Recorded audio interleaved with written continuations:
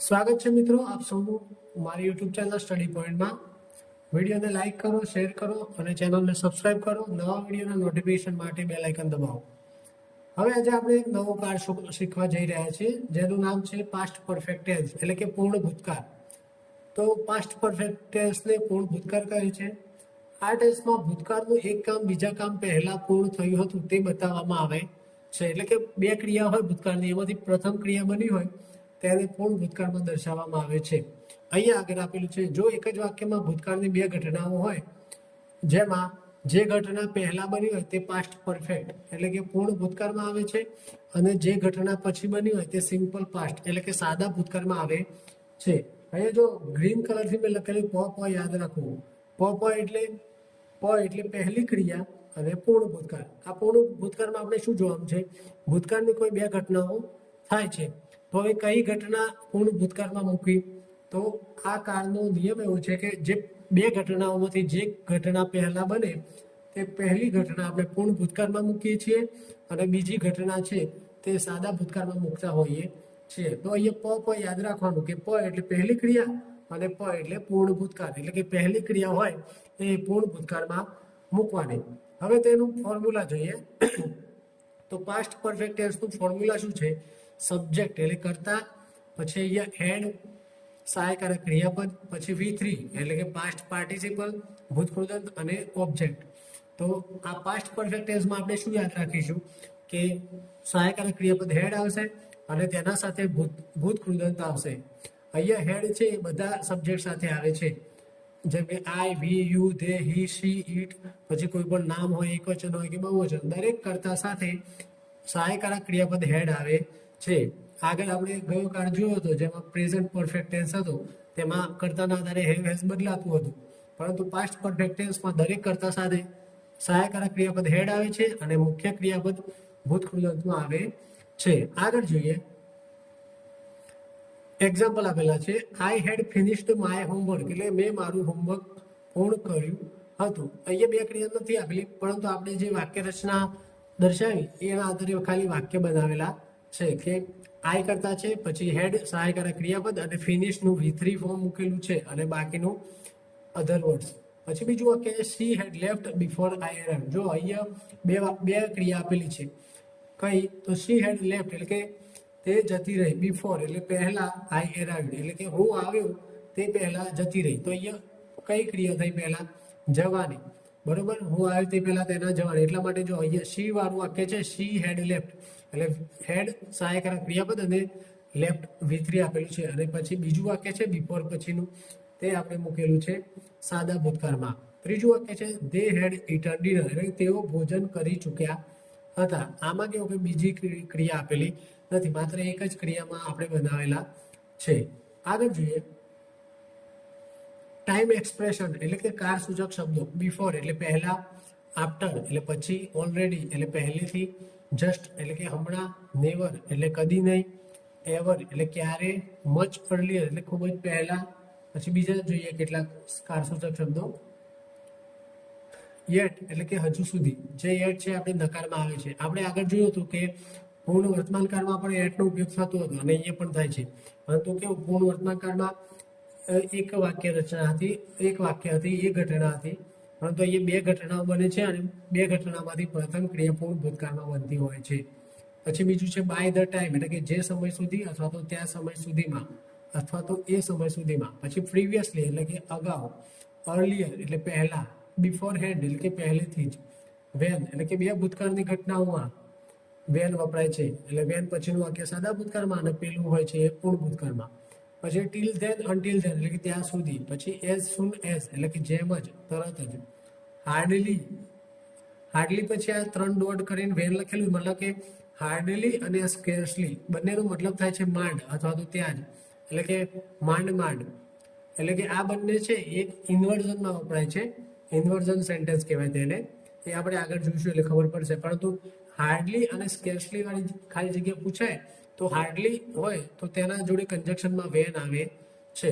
પછી નો sooner than, તો આ નો સુનર વાળું છે કન્જક્શન, એમાં પણ નો સુનર વાળું છે તેમાં કન્જક્શન ધેન આવે છે. એટલે અહીંયા જો ધેનમાં પણ ફરક છે, THAN એ ધ્યાન ખાસ યાદ રાખો. THEN નથી, THAN છે, બરોબર.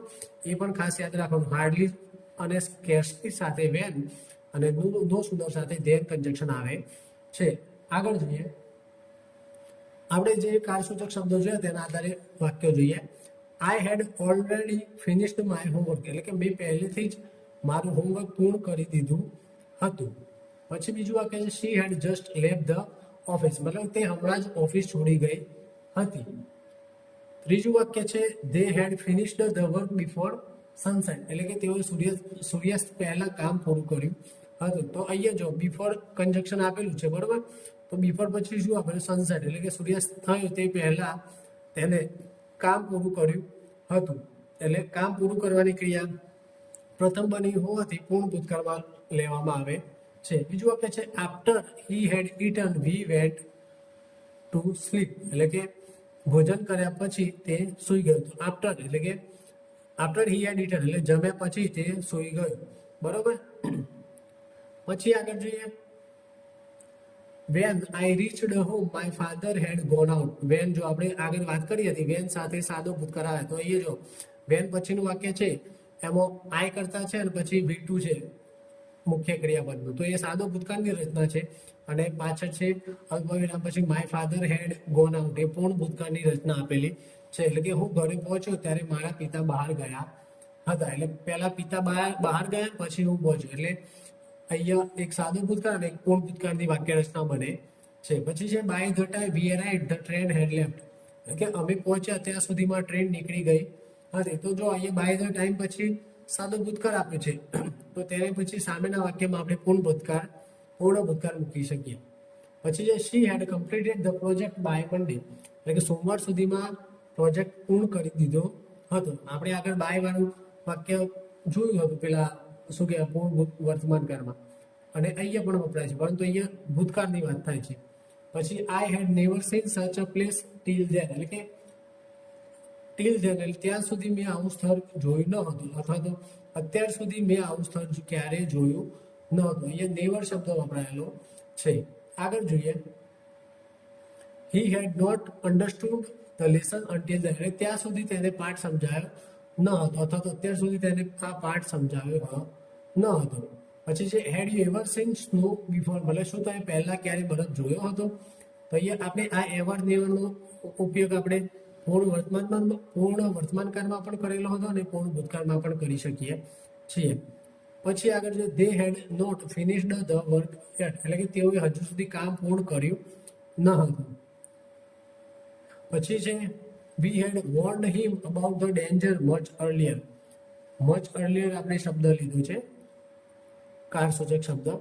અમે તેને જોખમ વિશે ખૂબ જ પહેલા ચેતવી દીધો હતો. તો આ બધા આપણે જે કારસૂચક શબ્દો હતા તેના આધારે વાક્યો જોયા. હવે આગળ જોઈએ,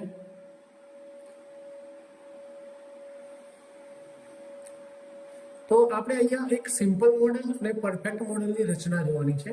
તો પહેલા સિમ્પલ મોડેલની વાત કરીએ, તો ઇફ વાળા વાક્યમાં સાદો ભૂતકાળ હોય તો સામેના વાક્યમાં મોડલ વર્બ પ્લસ V1 એટલે કે મૂળ ક્રિયાપદ આવે છે. આપણને એ તો ખબર છે કે મોડલ વર્બ હોય તો તેની સાથે ક્રિયાપદનું મૂળ રૂપ આવે છે. તો અહીંયા સિમ્પલ મોડેલની રચના એવી થાય કે જે ઇફ વાળું વાક્ય હોય તે સાદા ભૂતકાળમાં હોય તો સામે બીજું વાક્ય હોય તો એ મોડલ વર્બ અને મૂળ V1 માં આવે છે. તે થાય છે સિમ્પલ મોડેલની વાક્ય રચના. વાક્ય જોઈએ, if you told me I would give you money, જો તું મને કહે તો હું પૈસા આપું ને. મતલબ કે જો અહીંયા ઇફ છે પછી યુ કરતા આપેલું છે અને ટોલ્ડ ડાયરેક્ટ V2 રૂપ આપેલું છે મુખ્ય ક્રિયાપદનું, એટલા માટે જે ઇફ વાળું વાક્ય છે તે સાદા ભૂતકાળમાં થયું. અને અલ્પવિરામ પછી અહીંયા આઈ કરતા છે, પછી વુડ મોડેલ વર્બ મૂકેલું છે અને પછી ગીવ ક્રિયાપદ છે તે મૂળ રૂપમાં મૂકેલું છે. એટલે સિમ્પલ મોડેલની આપણે વાક્ય રચના યાદ રાખવી હોય તો ઇફ વાળું વાક્ય છે એ સાદા ભૂતકાળમાં આવે અને સામે બીજું વાક્ય હોય તેમાં કોઈ પણ મોડેલ વર્બ આવે વાક્યના અર્થના આધારે અને મોડેલ વર્બ સાથે ક્રિયાપદનું મૂળ રૂપ આવે છે. એટલે ખાસ એ યાદ રાખીશું કે સિમ્પલ મોડેલની વાક્ય રચનામાં ઇફ વાળું વાક્ય સાદો ભૂતકાળ અને સામેના વાક્યમાં મોડેલ વર્બ પ્લસ V1 આવે. ઘણી વાર ખાલી જગ્યા પૂછાય છે કે માન લો કે ઇફ વાળું વાક્ય આપેલું અહીંયા ટોલ્ડ આપેલું હોય અને પાછળ આઈ પછી અહીંયા ખાલી જગ્યા આપેલી હોય, બરોબર. તો આપણે તો અહીંયા સાદો ભૂતકાળ હોય ઈફ વાળા વાક્યમાં તેના આધારે આપણે પાછળની ખાલી જગ્યા પૂરી કરતા હોઈએ છીએ. એ આપણે જ્યારે પ્રેક્ટિસ કરીશું ત્યારે જોઈશું. પછી સામે જોઈએ તો પરફેક્ટ મોડલ. પરફેક્ટ મોડલની વાક્ય રચનામાં શું છે, તો ઈફ વાળા વાક્યમાં પૂર્ણ ભૂતકાળ હોય તો સામેના વાક્યમાં model verb plus have plus V3 આવે છે. અહીંયા શું હતું, મોડલ વર્બમાં સિમ્પલ મોડલમાં ઈફ વાળા વાક્યમાં સાદો ભૂતકાળ હોય તો મોડલ વર્બ પ્લસ V1 આવે, પરંતુ પરફેક્ટ મોડલમાં શું છે, ઈફ વાળા વાક્યમાં પૂર્ણ ભૂતકાળ છે તો સામે બીજું વાક્ય હોય તેમાં મોડલ વર્બ આવે, પછી હેવ આવે અને પછી V3 આવે છે. જો અહીંયા પૂર્ણ ભૂતકાળ છે, પૂર્ણ ભૂતકાળમાં આપણને ખબર છે કે મુખ્ય ક્રિયાપદનું V3 ફોર્મ આવે છે, તો સામેનું વાક્ય જે બને એમાં પણ V3 ફોર્મ આવવું જ જોઈએ. પરંતુ અહીં મોડલ વર્બ મુકાય છે તો મોડલ વર્બ સાથે મૂળ ક્રિયાપદનું મૂળ આવે, એટલા માટે આપણે હેવ છે એ ક્રિયાપદનું મૂળ છે, એટલા માટે આપણે હેવ મૂકીએ છીએ, પછી V3 મૂકીએ છીએ. અહીંયા વાક્ય જોઈએ, if you head told me I would have given you money. જો તે મને કીધું હોત તો મેં તને પૈસા આપ્યા હોત. તો અહીંયા જો ઇફ સાથે યુ કરતા છે, પછી હેડ છે અને ટોલ્ડ V3 આપેલું છે. એટલે જો અહીંયા પણ ટોલ્ડ આપ્યું છે, અહીંયા પણ ટોલ્ડ, પરંતુ અહીંયા ટોલ્ડ એકલું આપેલું છે એટલે V2 છે, પરંતુ અહીંયા ટોલ્ડ પહેલા હેડ આપેલું છે સહાયકારક ક્રિયાપદ, એટલા માટે એના પરથી ખબર પડે કે આ પૂર્ણ ભૂતકાળની વાક્ય રચના છે. એટલે ઇફ સાથે પૂર્ણ ભૂતકાળ આવ્યો તો પાછળ અલ્પવિરામ પછી જે વાક્ય છે તેમાં વુડ મોડલ વર્બ આવ્યું, પછી હેવ મૂક્યું અને પછી ગિવન છે એ V3 મૂકેલું છે. એટલે કે પરફેક્ટ મોડલની વાક્ય રચનામાં એ રીતે ખાસ યાદ રાખીશું કે પરફેક્ટ મોડલમાં ઇફ સાથે પૂર્ણ ભૂતકાળ, તો સામે બીજા વાક્યમાં model verb plus have plus V3 આવે. અને સિમ્પલ મોડલમાં જો ઇફ વાળા વાક્યમાં સાદો ભૂતકાળ હોય તો સામેના વાક્યમાં મોડલ વર્બ પ્લસ V1 આવે છે. એટલે અહીંયા પણ જો ખાલી જગ્યા પૂરવાની થાય તો માની લો કે અહીંયા પૂર્ણ ઇફ સાથે પૂર્ણ ભૂતકાળ આપ્યો હોય તો પાછળ બીજું વાક્ય છે તેમાં આપણે વુડ હેવ V3, એટલે કે કોઈ પણ મોડલ વર્બ વાક્યના અર્થના આધારે મૂકીશું, પછી હેવ મૂકીશું અને V3 મૂકીશું. પરંતુ જો ઇફ વાળા વાક્યમાં સાદો ભૂતકાળ હોય તો પાછળ બીજા વાક્યમાં મોડલ વર્બ મૂકીશું અને V1 મૂકીશું. આગળ વધીએ. બે ભૂતકાળની ઘટનાઓ હોય તેમાં જે ઘટના પહેલા બની હોય તે પાસ્ટ પરફેક્ટ એટલે કે પૂર્ણ ભૂતકાળમાં આવે અને જે પછી બને એ સિમ્પલ પાસ્ટમાં આવે. અહીંયા વાક્ય જોઈએ, the train had left before we reached the station, એટલે કે અમે પહોંચ્યા તે પહેલા ટ્રેન જતી રહી હતી.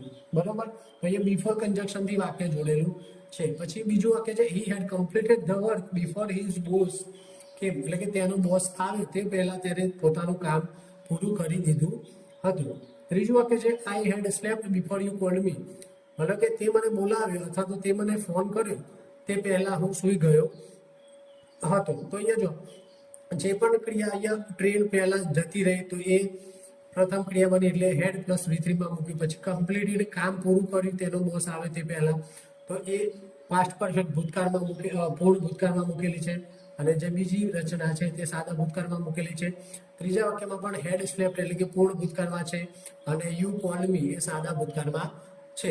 આગળ જોઈએ,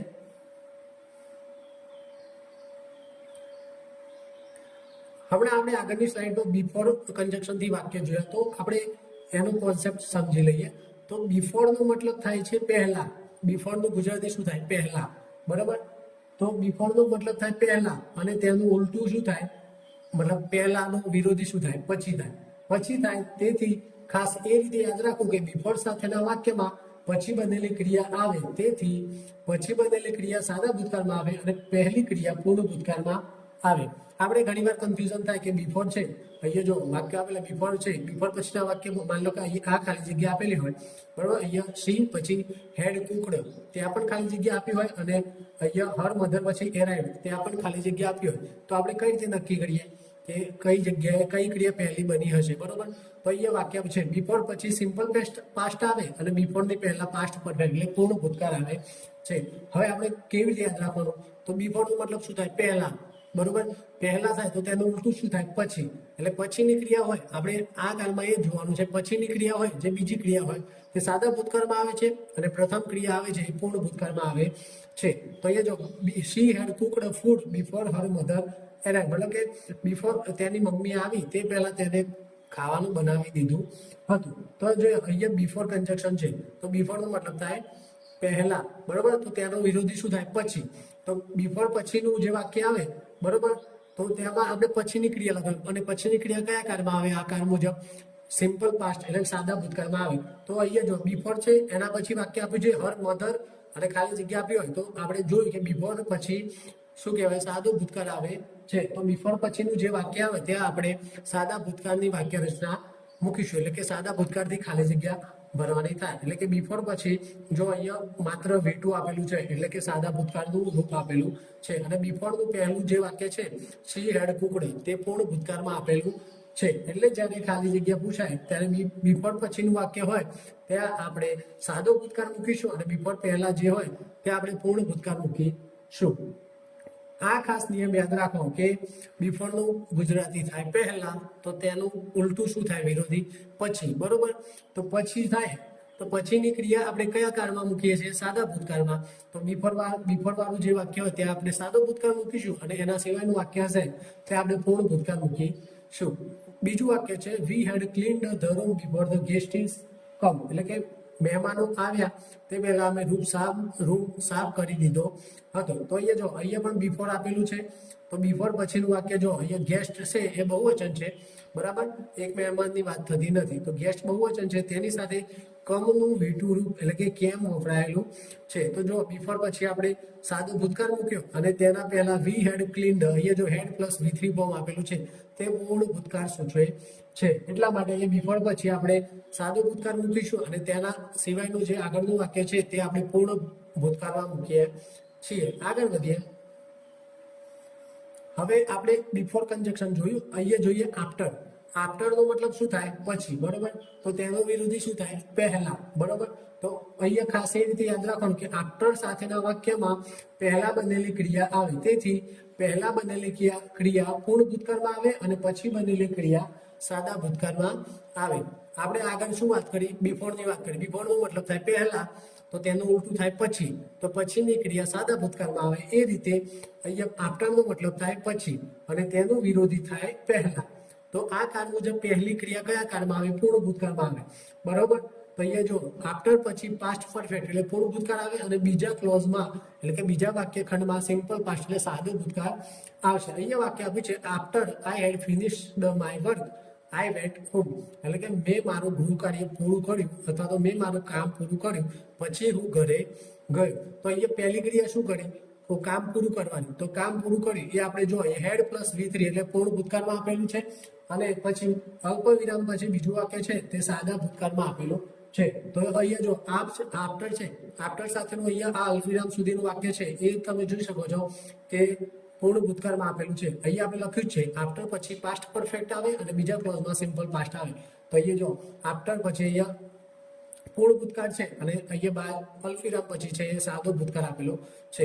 જે રીતે આપણે બિફોરમાં યાદ રાખ્યું હતું કે બિફોરનો મતલબ થાય પહેલા, તો તેનું ઉલટું થાય પછી.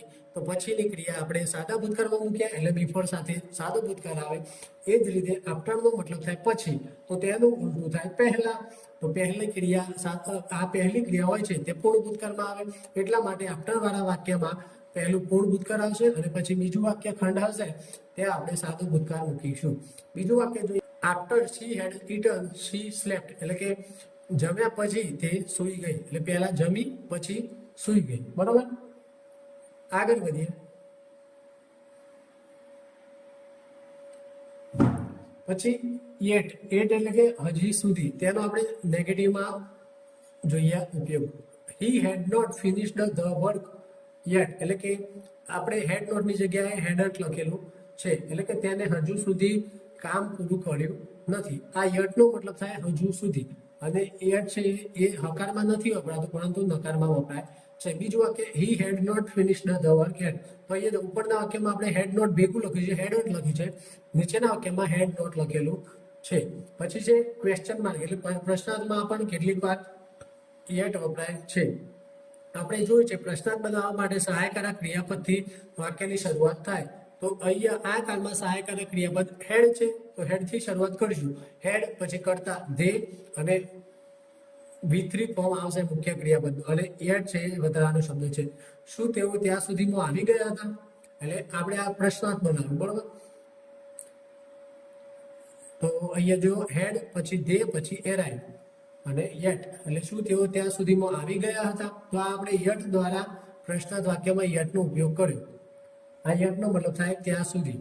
આગળ જોઈએ બાય ધ ટાઈમ. તો જો બાય ધ ટાઈમ પછી સિમ્પલ પાસ્ટ સાદું ભૂતકાળ હોય તો બીજા વાક્યમાં પાસ્ટ પરફેક્ટ પૂર્ણ ભૂતકાળ આવે છે.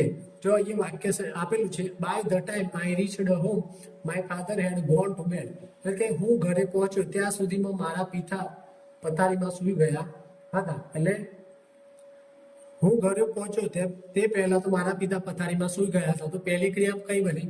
પણ મારા પિતા પથારીમાં સૂઈ ગયા તે.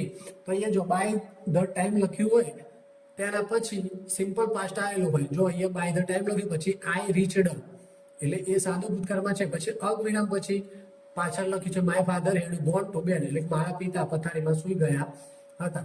તો એ ખાસ યાદ રાખવાનું કે બાય ધ ટાઈમ સાથે સાદો ભૂતકાળ આવે તો સામે બીજા વાક્યમાં પૂર્ણ ભૂતકાળ આવે છે. By the time the police arrived the thieves had escaped, એટલે કે પોલીસ આવી ત્યાં સુધીમાં ચોરો ભાગી ગયા હતા. આગળ વધીએ. As soon as plus perfect past, એટલે કે પૂર્ણ ભૂતકાળ પ્લસ સિમ્પલ પાસ્ટ, એટલે કે એઝ સૂન એઝ હોય કંજક્શન ત્યારે આપણે તેની સાથે પૂર્ણ ભૂતકાળ આવે છે અને પછી બીજા વાક્યખંડમાં સાદો ભૂતકાળ આવે છે. એક મિનિટ. તો અહીંયા જો એઝ સૂન એઝ નો મતલબ કે તરત જ અથવા તો જેવો તો હું તરત જ. એઝ સૂન એઝ નો મતલબ થાય કે તરત જ, એટલે કે as soon as I had reached home it started raining, એટલે કે હું ઘરે પહોંચ્યો કે તરત જ વરસાદ શરૂ થઈ ગયો. તો એઝ સૂન એઝ સાથે કયો કાળ આવે? પરફેક્ટ પાસ્ટ આવે, એટલે પૂર્ણ ભૂતકાળ આવે છે. અને અલ્પવિરામ પછી સાદો ભૂતકાળ આવે છે કે હું ઘરે પહોંચ્યો કે તરત જ વરસાદ શરૂ થયો. તો પહેલા ક્રિયા થઈ કઈ થઈ? ઘરે પહોંચવાની. એટલા માટે અહીંયા એઝ સૂન એઝ સાથે પૂર્ણ ભૂતકાળ આવે છે અને બીજા વાક્યમાં સાદો ભૂતકાળ આવે છે. પછી બીજું વાક્ય છે as soon as she had finished her work she went to bed, એટલે કે તેણે તેનું કામ પૂરું કર્યું કે તરત સુવા ગઈ. એટલે બહુ થાકી ગઈ હશે એટલે તેને પોતાનું કામ પૂરું કરીને તરત સુવા ગઈ એમ. આગળ જઈએ. હાર્ડલી વેન, એટલે કે તેનો મતલબ થાય છે માંડ અથવા તો હજુ જ અથવા તો હમણાં જ. જ્યારે એક ઘટના માંડ પૂરી થાય અને તરત જ બીજી ઘટના બની જાય છે ત્યારે આપણે હાર્ડલી વેનથી વાક્ય બનાવીએ છીએ. હાર્ડલી વેનની વાક્ય રચના જોઈએ તો હાર્ડલી આવે પ્રથમ, પછી હેડ આવે સહાયકારક ક્રિયાપદ, પછી કરતા સબ્જેક્ટ આવે, પછી V3 આવે, પછી વેન આવે, પછી વેન પછી સિમ્પલ પાસ્ટ એટલે કે સાદો ભૂતકાળ આવે છે. હવે હાર્ડલીમાં ઇન્વર્ઝન ઉલટો ક્રમ વધુ યોગ્ય છે. જ્યારે હાર્ડલીને વાક્યની શરૂઆતમાં મૂકીએ છીએ ત્યારે અંગ્રેજીનો નિયમ એમ કહે છે કે હેલ્પિંગ વર્બ જે હેડ છે તે સબ્જેક્ટની પહેલા લાવવું પડે છે. અહીંયા તમને પ્રશ્ન થશે કે કેમ વાક્યની શરૂઆત હાર્ડલીથી થાય છે? તો અહીંયા હાર્ડલી અને વેનનો ખાસ ઉપયોગ છે કે હાર્ડલી છે એ ઇન્વર્ઝન તરીકે વધારે યોગ્ય ગણાય છે અને તેની સાથે આપણે સહાયકારક ક્રિયાપદ પછી આપણે કર્તા મૂકીએ છીએ, એટલે કે કર્તાના પહેલા સહાયકારક ક્રિયાપદ મૂકીએ છીએ.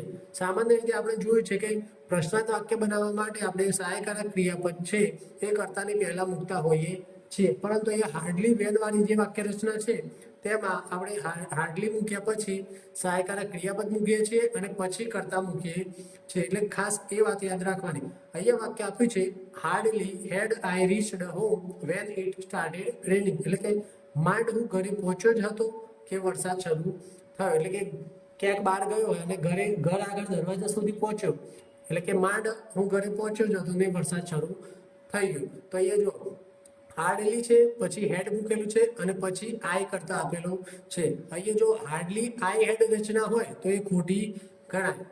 એટલે ખાસ યાદ રાખવાનું હાર્ડલી પછી હેડ આવે પછી કરતા આવે છે અને પછી V3 ફોર્મ આવે, પછી બીજું વાક્ય છે વેન, તેની સાથે આપણે સાદો ભૂતકાળ મૂકીએ છીએ. એટલે hardly had I reached home when it started raining. આગળ બીજું જોઈએ.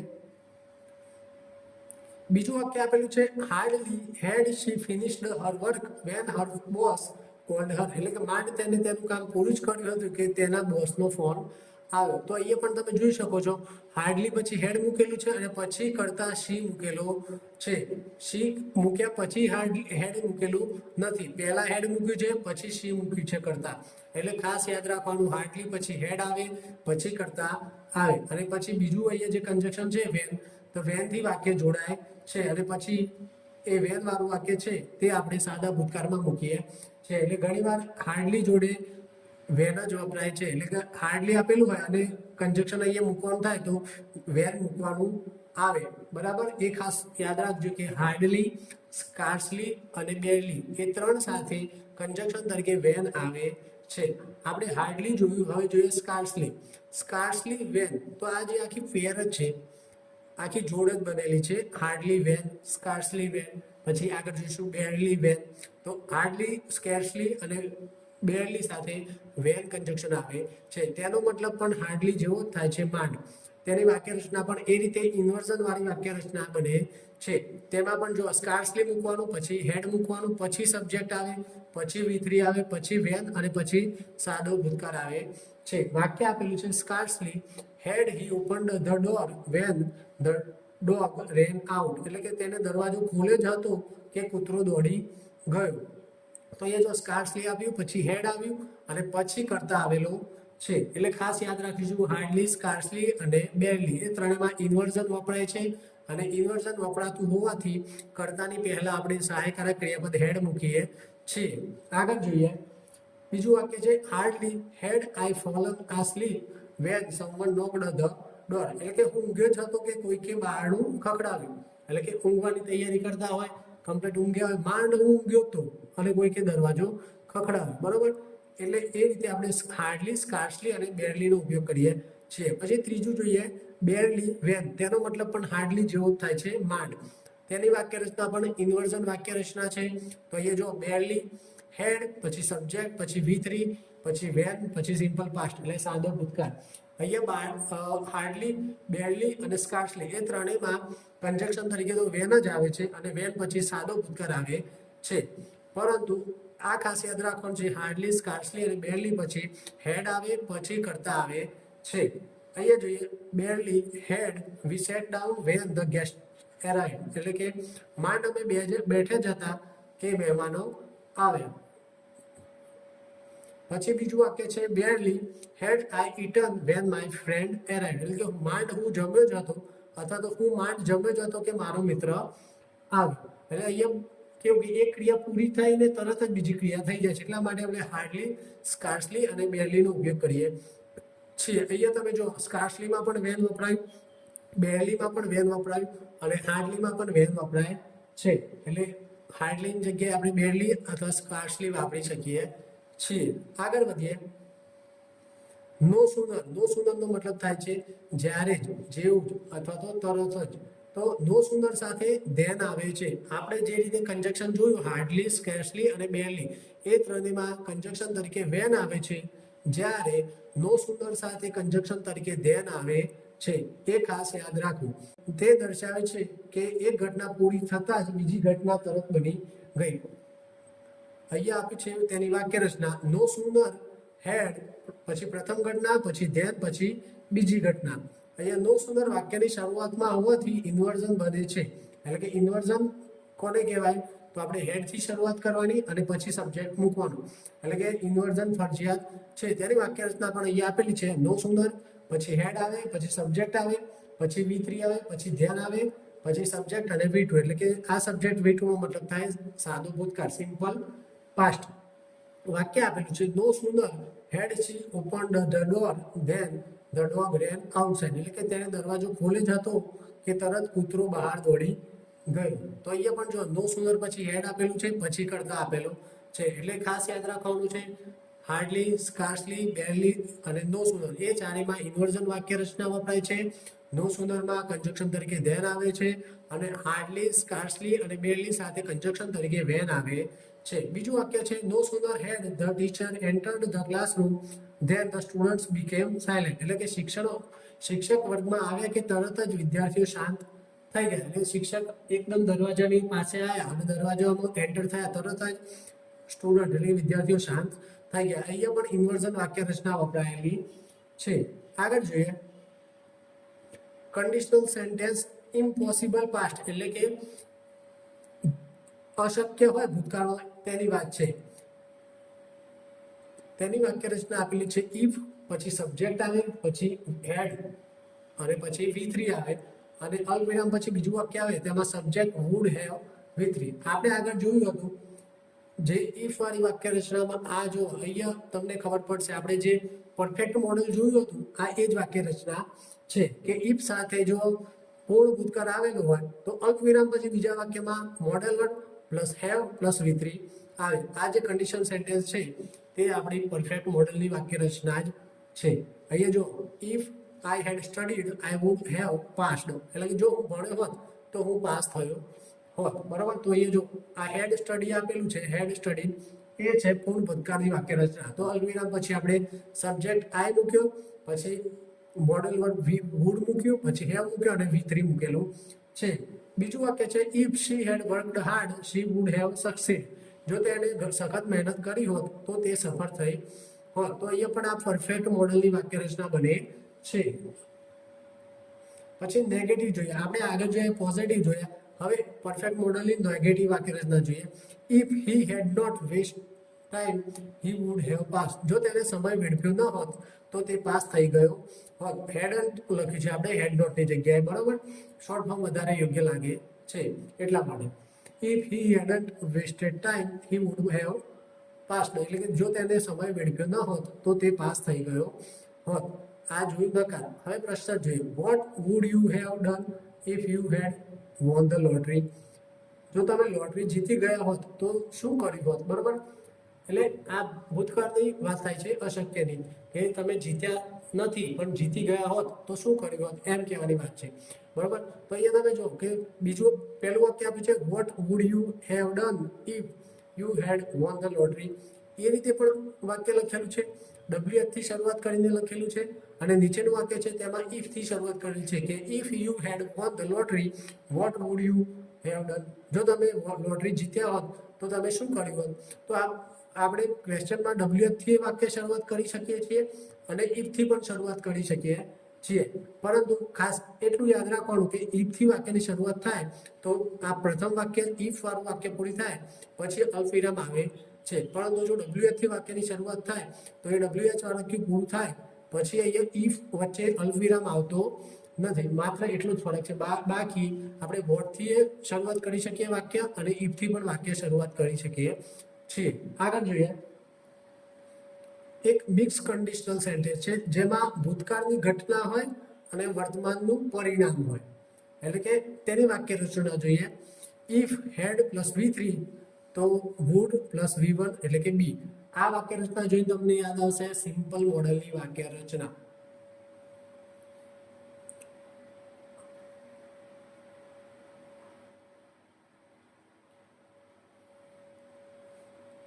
આગળ જોઈએ મિક્સ કન્ડિશનલ એટલે કે તેમાં શું હોય ભૂતકાળની ઘટના આપેલી હોય અને તેનું પરિણામ વર્તમાનમાં બતાવતું હોય.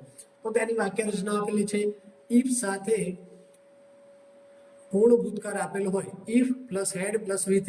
ઇફ સાથે પૂર્ણ ભૂતકાળ આપેલો હોય તો સામે બીજા વાક્યમાં વુડ પ્લસ V1 આવે છે. આપણે શું જોયું હતું જો સિમ્પલ મોડેલમાં શું જોયું હતું ઇફ સાથે સાદો ભૂતકાળ હોય તો સામેના વાક્યમાં મોડેલ વર્બ પ્લસ V1 આવે છે.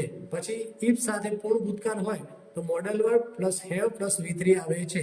પરંતુ અહીંયા એક ખાસ ઘટના છે કે ઇફ સાથે જો પૂર્ણ ભૂતકાળ હોય તો અહીંયા મોડેલ વર્બ અને V1 આવી શકે છે. પરંતુ ક્યારે જ્યારે ઘટના ભૂતકાળની હોય પરંતુ તેનું પરિણામ વર્તમાનમાં દર્શાવતું હોય ત્યારે આપણે ઇફ સાથે પૂર્ણ ભૂતકાળ હોવા છતાં સામેના વાક્યમાં મોડેલ વર્બ પ્લસ V1 આવે છે. વાક્ય આપેલું છે if I had studied medicine I would be doctor now. એટલે કે જો મેં મેડિસિનનો અભ્યાસ કર્યો હોત તો અત્યારે હું ડોક્ટર હોત. બરોબર, તો અહીંયા જો આ નાવ દર્શાવે છે તે અત્યારની હાલની વાત કરે છે કે જો એ વખતે મેં અભ્યાસ કર્યો તો તેનું પરિણામ અત્યારે શું બન કે હું અત્યારે ડોક્ટર હોત. તો અહીંયા પરિણામ ભલે ઘટના ભૂતકાળની છે પરંતુ પરિણામ વર્તમાનમાં દર્શાવે છે. એટલા માટે આપણે ઇફ સાથે પૂર્ણ ભૂતકાળ હોવા છતાં સામેના વાક્યમાં વુડ પ્લસ V1 મૂકીએ છીએ. બીજું વાક્ય છે if she had listen to her parents she would be happier now. જો તેણે તેના માતા પિતાની વાત માની હોત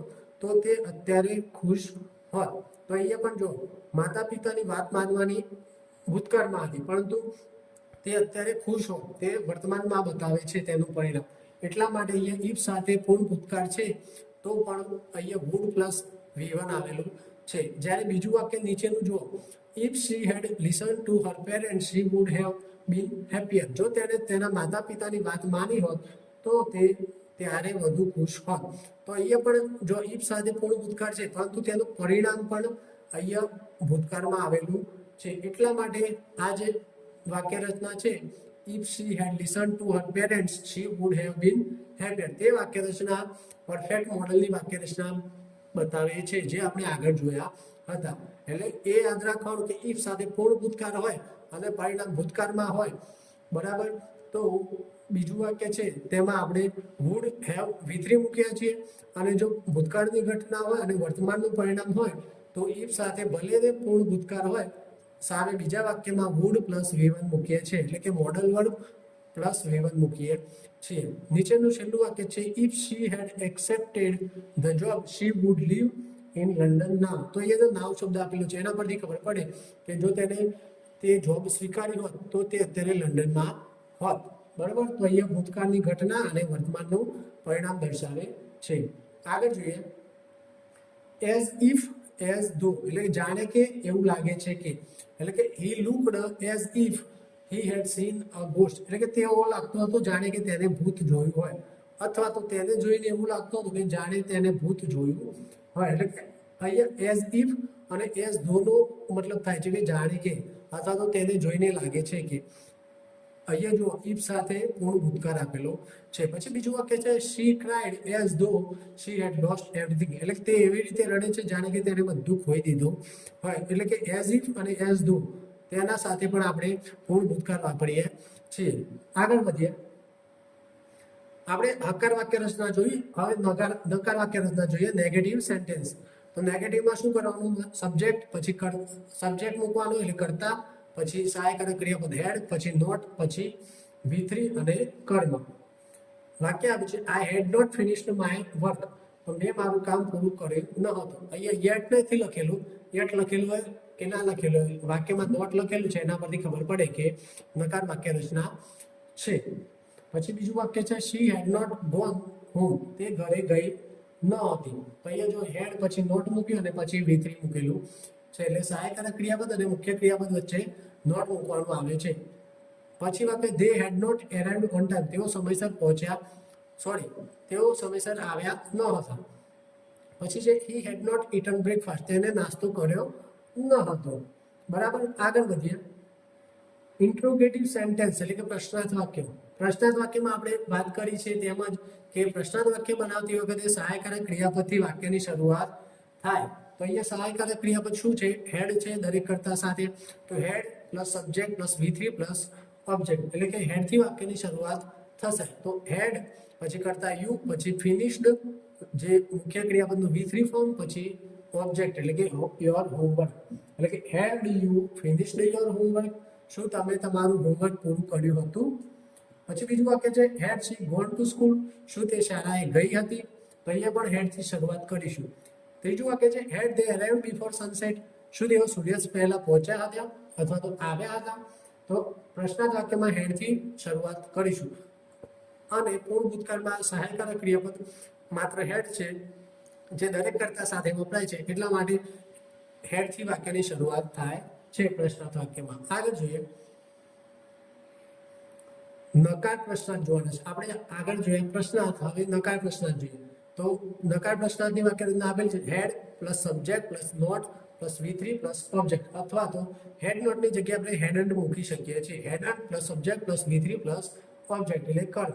વાક્ય આપેલું છે, had you not completed your homework, શું તમે તમારું હોમવર્ક પૂર્ણ કર્યું ન હતું. અથવા તો એની જગ્યાએ હેડન્ટ યુ કમ્પ્લીટેડ યોર હોમવર્ક, આ હેડ નોટની જગ્યાએ આપણે હેડન્ટ લખી શકીએ. પછી બીજું વાક્ય છે, હેડન્ટ શી રીચડ હોમ, શું તે ઘરે પહોંચી ન હતી. ત્રીજું વાક્ય છે, હેડ ધે નોટ ઇન્ફોર્મ યુ, શું તમને જાણ કરી ન હતી. બરાબર, એટલે અહીંયા પણ જો હેડ પછી કરતા ને પછી નોટ મૂકેલું છે અને પછી V3 ફોર્મ આપેલું છે. આગળ જોઈએ WH ઇન્ટ્રોગેટિવ સેન્ટેન્સ એટલે કે WH વાળા પ્રશ્નાર્થ વાક્યો. WH વાળા આપણે દરેક કાર્ડમાં જોઈએ છીએ, અહીંયા પણ જોવાના છે, બરાબર. તો WH શબ્દથી શરૂઆત કરવાની, પછી સહાયકારક ક્રિયાપદ મૂકવાનું, પછી સબ્જેક્ટ મૂકવાનો, પછી V3 મુખ્ય ક્રિયાપદનું મૂળ V3 રૂપ અને પછી ઓબ્જેક્ટ. પ્રથમ છે WHO એટલે કે who એટલે કે કોણ. તો who had called you, તમને કોણે ફોન કર્યો હતો? તો એ કરતા નથી, કારણ કે આપણને ખબર છે WHO who થી પ્રશ્ન કરીને આપણે કરતા શોધતા હોઈએ છીએ, એટલે કરતા તેમાં સમાયેલું છે, એટલા માટે આ વાક્યમાં કરતા આપેલો નથી. બીજું વાક્ય છે whom એટલે કે કોને. whom had she invited, તેણે કોને આમંત્રિત કર્યા હતા. whom થી આપણે કર્મ શોધીએ છીએ, એટલે whom છે કર્મ માટે વપરાય છે, બરાબર. તો તેને કોણે આમંત્રિત કર્યા હતા. તો અહીંયા WH શબ્દ મૂક્યો, પછી હેડ સહાયકારક ક્રિયાપદ મૂક્યું અને પછી કરતા અને પછી મુખ્ય ક્રિયાપદનું V3 એટલે કે પાસ્ટ પાર્ટિસિપલ ભૂતકૃદંત મૂકેલું છે. આગળ જોઈએ whose એટલે કે કોનું. whose book had you borrowed એટલે કે તમે કોનું પુસ્તક ઉધાર લીધું હતું, બરાબર. તો whose અને which માં ખાસ આપણે દરેક કાર્ડમાં જોયું છે કે તેના પછી તરત સહાયકારક ક્રિયાપદ આવતું નથી, વચ્ચે નાઉન આવે છે. એટલે whose અને which પછી નાઉન આવે છે, પછી સહાયકારક ક્રિયાપદ આવે છે. જ્યારે બીજા WH શબ્દ હોય છે તેમાં WH શબ્દ પછી તરત સહાયકારક ક્રિયાપદ આવતું હોય છે. બીજું છે which dress had she chosen, તેણે કયો ડ્રેસ પસંદ કર્યો હતો, બરાબર. તો which પછી નાઉન આવ્યું ડ્રેસ, પછી સહાયકારક ક્રિયાપદ હેડ અને પછી કરતા અને પછી V3 ફોર્મ. પછી where had they gone, તેઓ ક્યાં ગયા હતા, બરાબર. તો અહીંયા WH શબ્દ પછી ડાયરેક્ટ સીધું સહાયકારક ક્રિયાપદ અને પછી કરતા અને પછી V3 ફોર્મ. આગળ જોઈએ when નો મતલબ થાય ક્યારે. when had he arrived, તે ક્યારે આવ્યો હતો, બરોબર. તો એ when નો મતલબ થાય ક્યારે, પછી સહાયકારક ક્રિયાપદ હેડ મૂક્યું, પછી કરતા he અને arrived V3 ફોર્મ મૂકેલું છે. પછી છે why એટલે કે શા માટે. તો why had she cried, તે શા માટે રડી હતી. પછી છે how એટલે કે કેવી રીતે. how had you solved the problem, તમે કેવી રીતે મુશ્કેલી દૂર કરી હતી. આગળ જોઈએ હાઉ મેની આપણે જોયું છે ક્યારે વપરાય, જ્યારે ગણી શકાય તેવા નામ હોય તેની સાથે વપરાય છે. તો how many books had you read એટલે કે તમે કેટલા પુસ્તકો વાંચ્યા હતા, બરોબર. તો હાઉ મેની પછી અહીંયા નાઉન આપેલું છે, બુક્સ એટલે કે એ બહુવચનમાં છે કે પુસ્તકોની વાત છે, બરોબર. પછી બીજું છે હાઉ મચ છે એ આપણે અનકાઉન્ટેબલ નાઉન એટલે જે ગણી ન શકાય તેવા નાઉન માટે વપરાય છે. વાક્ય આપેલું છે how much money had he spent એટલે કે તેને કેટલા પૈસા ખર્ચ્યા હતા. સ્પેન્ડ એટલે વાપરવું, આ તેનું V3 ફોર્મ છે સ્પેન્ટ, બરોબર. એ ખાસ યાદ રાખશું, જે ઇરેગ્યુલર વર્બમાં આવે છે. આગળ જોઈએ WH પ્લસ નેગેટિવ ઇન્ટ્રોગેટિવ એટલે આપણે હાલ આગળ જોયા WH પ્રશ્નાર્થ વાળા વાક્ય જોયા. હવે WH નકાર વાળા જોઈએ, બરોબર. તો WH શબ્દ મૂકવાનો, પછી હેડ મૂકવાનો, પછી સબ્જેક્ટ એટલે કરતા, પછી નોટ, પછી V3, પછી ઓબ્જેક્ટ. અથવા તો હેડ નોટની જગ્યાએ આપણે હેડન્ટ મૂકી શકીએ છીએ. WH શબ્દ હેડન્ટ, સબ્જેક્ટ, V3 અને ઓબ્જેક્ટ. પ્રથમ વાય થી શરૂઆત કરીએ. વાય એટલે શા માટે. તો why had she not called you એટલે why had she not called you, તેણે તમને ફોન શા માટે ન હતો કર્યો, અથવા તો તેણે તમને ફોન શા માટે કર્યો ન હતો, બરોબર. તો એ વાય પછી સહાયકારક ક્રિયાપદ હેડ, પછી કરતા શી, પછી નોટ, પછી કોલનું V3 ફોર્મ કોલ્ડ અને યુ એટલે કે જે ઓબ્જેક્ટ છે. આગળ જોઈએ